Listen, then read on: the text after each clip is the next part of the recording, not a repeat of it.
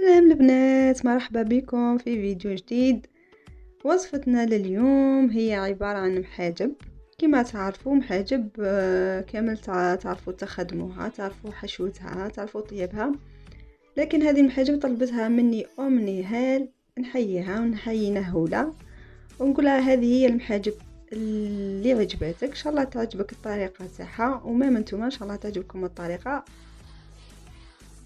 وبسم الله، هنا نجيو للعجينة.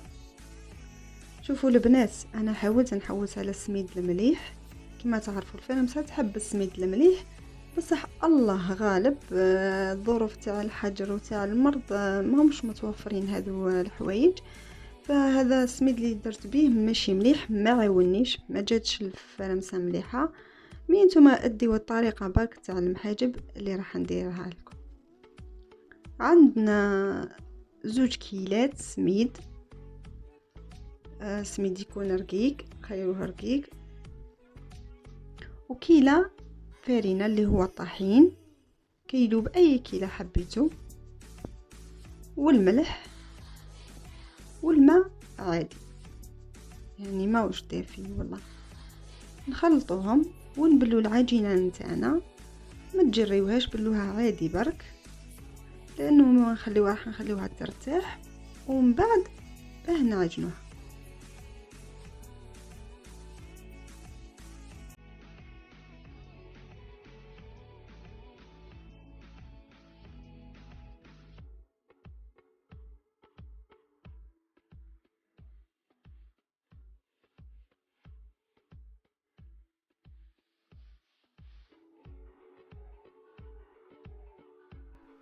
هنا انا حطيت هذيك العجينه ترتاح في هذاك الكيس البلاستيكي بعد ما بليته بالماء، يعني باش تعاوني برك بعد نلقاها لينه برك.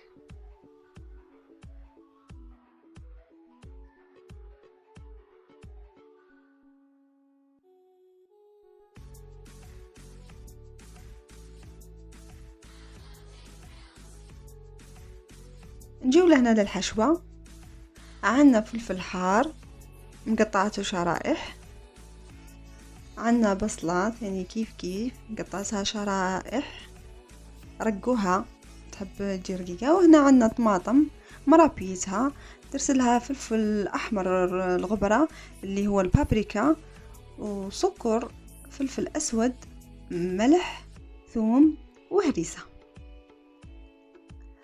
وعندنا ليها، شوفوا هذوك ما تسقيدوش بما انا درتهم حاجات زيادة. عندنا شوية فيونداشي اللحم المفروم، وعندنا فرماج رابي. هذا ما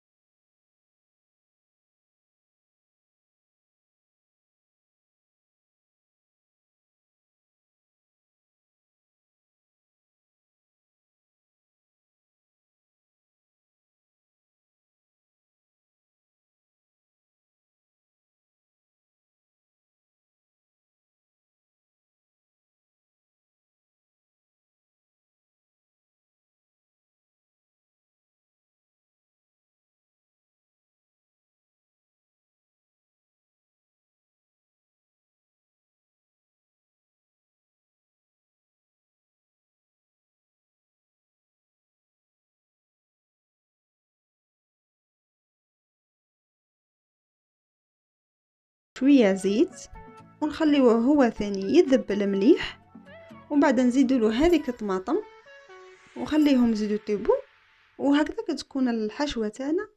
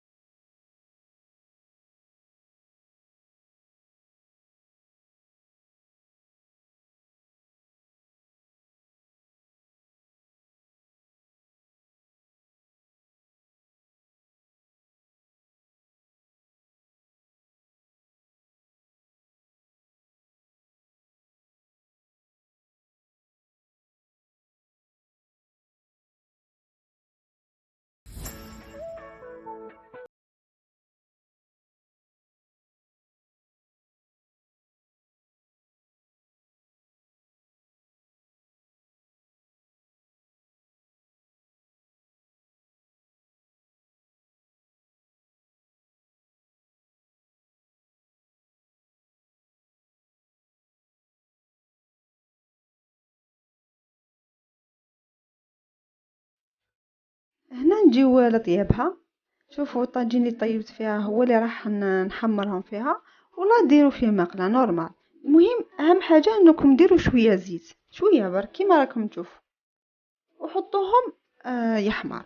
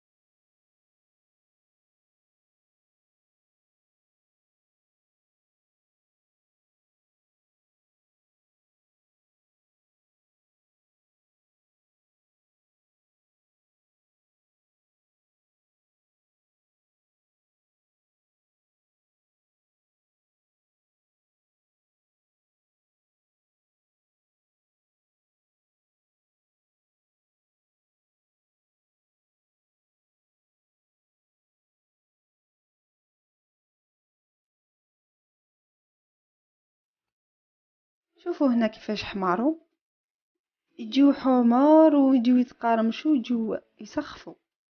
بصح نتوما كي تعودوا تحطوهم قعدوا حركوهم شويه منا وشويه منا، ماشي تخليوهم باه يحمروا لكم مليح.